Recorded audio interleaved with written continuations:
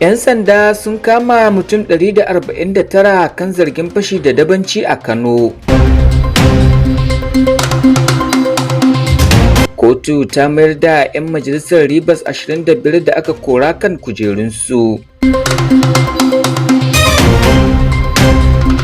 China ta yi tur da harin da ya hallaka 'yan ƙasar ta 6 a Congo. Malaman jami'ar Dutsen ma sun yi zanga-zanga kan matsalar tsaro. An kama mutum 6 kan taron addu'o'in da ya hallaka mutum 120 a Indiya. Shekaru 60 a wannan dutse, wanda masana tarihi sun tabbatar da cewa bayan dutsen almut da ke garin Kazvin yana da wasu almut ɗin a ɓangarora daban-daban na duniya. Za ku iya kama mu a shafukanmu na sada zumunta da suka hada da YouTube, Facebook, TikTok, Instagram, X da kuma WhatsApp. Da ma babban shafinmu na intanet wato www.fara'amediaservice.blogspot.com domin faɗakarwa, ilmantarwa, haɗi da nishaɗantarwa. Fara'a TV, murmushin alheri. Masu kallo da sauraronmu, Assalamu alaikum. Barkanmu da haka, barkanmu da sake kasancewa da ku a daidai wannan lokaci da muke kawo muku shirin labarai haɗi da rahotannin Fara'a TV. To sai ku gyara zama domin kallo da kuma jin cikakken shirin tare da ni Ashiru Lol na goma ruwan ɗaure. Rundunar 'yan sandan jihar Kano ta ce ta kama mutum 149 saboda zarginsu da ayyukan fashi da makami da daba da ma garkuwa da mutane da sauran miyagun laifuka cikin kwanaki 10 da suka gabata. Kakakin rundunar SP Abdullahi Haruna Kiyawa ne ya bayyana haka a lokacin da yake magana da manema labarai game da kamin da rundunar ta yi.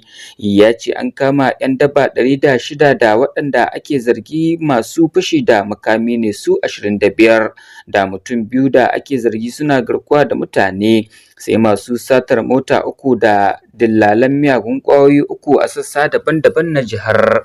Ya ƙara da cewa sun kuma gano motoci 2 da babura 8 da wuƙaƙe 58 da bindiga 1 da ƙunshi 87 na abinda ake zargin tabar wiwi ne. Kiyawa ya ce kamin ya biyo bayan shawagin da 'yan sanda suke yi a sassan jihar domin hana aikata laifuka. A cewar sa, mutanen da aka kama na sashen binciken manyan laifuka na rundunar, inda ake gudanar da bincike a kansu. Kwamishinan 'yan sanda na jihar Salman Dogo Garba ya ce rundunar za ta ci gaba da aiki ba dare ba rana domin kare rayuka da dukiyoyin al'umma. Kotun ɗaukaka ƙara a Abuja ta soke hukuncin babbar kotu da ke zama a jihar Rivers, wanda ya kori Martin Amaule da wasu mutum 24 daga majalisar dokokin jihar. Kotun, wadda alƙalanta 3 suka yanke hukuncin, ta ce ƙaramar kotun ba ta da hurumin yanke hukuncin. Kotun ta bayyana cewa sashe na 271 cikin baka na kundin tsarin mulkin ƙasa ya baiwa babbar kotun tarayya ikon tantance ko za a ayyana kujerar ɗan majalisa a matsayin fanko. A cewar kotun, ikon da kundin tsarin mulkin ƙasar ya bayar bai shafi manyan kotunan jihohi ba. Kotun ɗaukaka ƙarar ta yanke cewa an soke hukuncin korar da aka yi ba tare da wata hujja ba. China ta yi Allah wadai da harin da 'yan tawaye suka kai a wata mahaƙar zinare a gabashin jamhuriyar demokuraɗiyyar Congo, inda aka kashe 'yan ƙasar ta 6 da aƙalla sojojin Congo 2 da ke gadin wurin. Ma'aikatar harkokin wajen ƙasar a birnin Beijing ta ce ana ci gaba da neman wasu ma'aikatan mahaƙar ma'adanai 'yan asalin ƙasar da dama da suka ɓace. Hukumomi na lardin Ituri sun ɗora alhakin harin kan wata ƙungiyar 'yan tawaye da ake kira Codeco. A baya dai Majalisar Ɗinkin Duniya ta zargi wannan ƙungiya da kai hare-hare kan wasu al'ummomi da ka iya zama laifukan yaƙi da cin zarafin bil'adama. To a nan kuma malaman jami'ar gwamnatin tarayya da ke garin Dutsen ma a jihar Katsina sun gudanar da zanga-zanga a harabar jami'ar kan matsalar tsaro da suke fuskanta. Zanga-zangar wadda muƙaddashin shugaban ƙungiyar malaman jami'o'in Najeriya ASU reshen jami'ar tarayya da ke Dutsen ma Comrade Dahiru Rabe jagoranta. Ta koka ne kan yadda matsalar sace-sacen jama'a ke karuwa a Dutsen ma wanda ke shafar ma'aikatan jami'ar. A watan da ya gabata ne aka yi garkuwa da ma'aikatan jami'ar biyu da kuma yaron wani malamin jami'ar. A ranar Litinin da ta gabata kuma an kai wa wani ma'aikacin jami'ar hari tare da kashe shi da kuma yin garkuwa da 'ya'yansa maza biyu tare da wata ɗaliba ɗaya da ɗiyarta. 'Yan sanda a arewacin Indiya sun kama wasu mutane 6 da suka shirya wani taron addu'o'i da ya yi sanadiyar mutuwar aƙalla mutane 120 a ranar Talata da ta gabata. Jami'ai sun ce maza 4 da mata 2 da aka tsare na cikin mataimakan Suraj Pal Singh, wani tsohon ɗan sanda wanda ya zama malamin addinin Hindu kuma ya sauya sunansa zuwa Narayan Sakar Hari.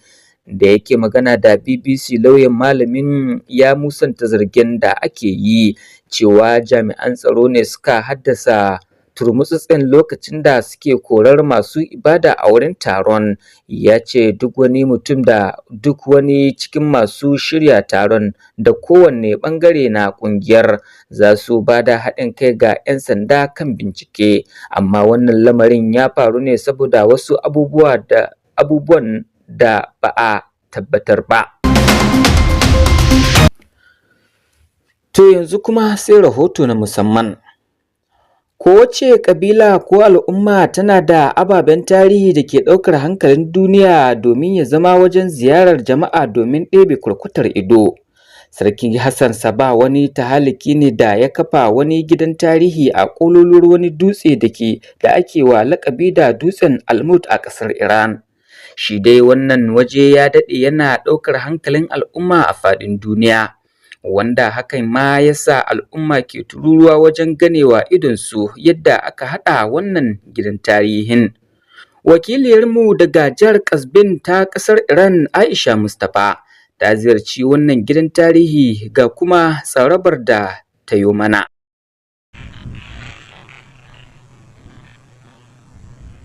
Hassan Saba, wanda ya shahara da ƙarfi da fasaha, ya yi tsawon rayuwarsa da shi da iyalansa da fadawarsa na tsawon shekaru 60 a wannan dutse, wanda masana tarihi sun tabbatar da cewa bayan dutsen Almut da ke garin Kazvin yana da wasu Almut ɗin a ɓangarora daban-daban na duniya, inda yake da mabiyansa kamar su Iraki da sauran ƙasashe. Shi dai wannan sarki ya kafa rayuwarsa ne akan wannan dutsen domin tsaro da hangen makiya a lokacin kawo hari. Tsawon wannan dutse ya kai akalla kilomita 200. Inda mutum da inda ya rayuwa da lafiya gaba ɗaya.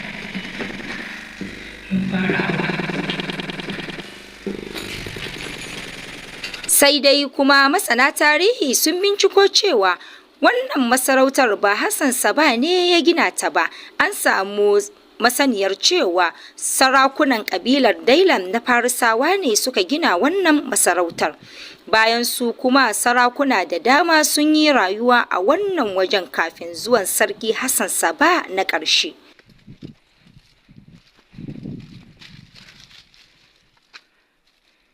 Dalilin da ya sa ake kiran wannan wajen da mallakin Hassan Saba shine mutumin da ya gyara wannan dutsen fiye da tunanin mai tunani, inda ya jawo ruwa daga ƙasa ya kai saman wannan dutsen, wato masarautarsa.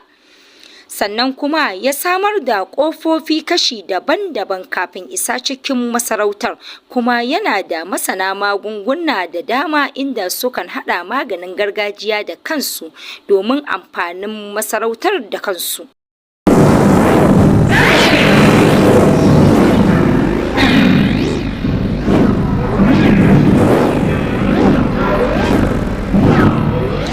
Wani babban abin da ke ɗaukan hankali irin yadda aka gina wannan masarautar a ƙoƙoluwan dutse ake kuma ci gaba da rayuwa a sama.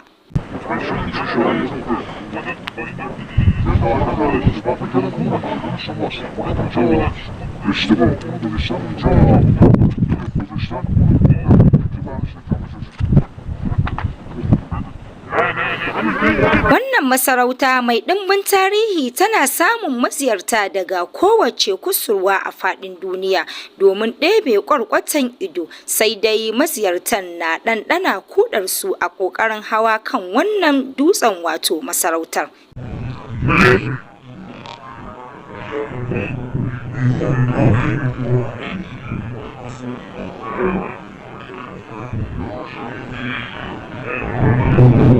Daga jihar Qazvin ta ƙasar Iran, Aisha Mustapha, Labaran Fara'a TV. To duka-duka abin da ya sauka kenan a cikin shirin labarai haɗi da rahotannin Fara'a TV. A madadin jami'in da ya tace labaran ta hanyar na'ura mai kwakwalwa Nura Muhammad da ma ɗaukacin ma'aikatan tashar Fara'a TV. Ni da na shirya na gabatar Ashiru Lawal na Goma Ruwan Ɓaure nake cewa da ku mu kwana lafiya.